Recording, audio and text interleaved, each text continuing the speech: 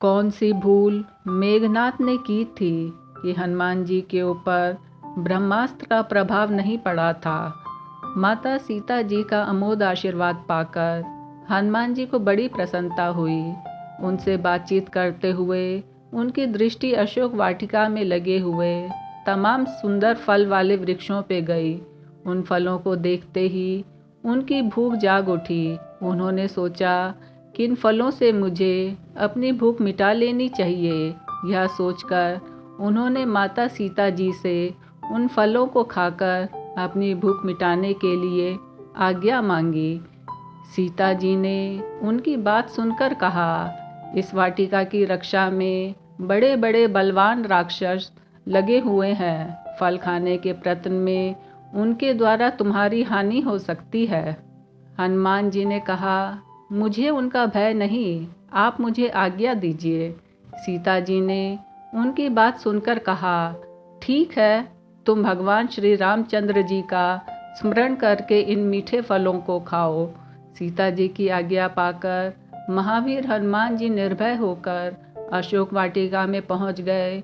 खूब जी भर के फल खाए, पेड़ों को भी उखाड़कर तोड़कर फेंकने लगे। अनेक बलवान राक्षस वहां रखवाली कर रहे थे। उनमें से कुछ हनुमान जी के द्वारा मारे गए और कुछ ने भागकर रावण को बताया कि अशोक वाटिका में एक बहुत बड़ा बंदर आया है। उसने फल भी खाए हैं और पेड़ों को भी उखाड़ उखाड़ कर फेंक रहा है। ऐसा सुनते ही रावण ने वहां बड़े बड़े बलवान योद्धाओं को भेजा, लेकिन हनुमान जी ने खेल खेल में ही उन्हें मार गिराया। कुछ जो जीवित बचे उन्होंने फिर जाकर दरबार में गुहार लगाई। अब रावण ने अपने महापराक्रमी पुत्र अक्षय कुमार को वहां भेजा, परंतु वह भी हनुमान जी के हाथों मारा गया। उसके वध का समाचार सुनकर रावण अत्यंत दुखी और क्रोधित हुआ। अब उसने देवराज इंद्र को भी युद्ध में जीत लेने वाले अपने सबसे बड़े पुत्र मेघनाद को यह कहकर वहां भेजा, उस बंदर को जान से मत मारना, बांध कर लेते आना। मैं भी देखना चाहता हूँ कि वह बलशाली बंदर कौन है और कहाँ से आया है।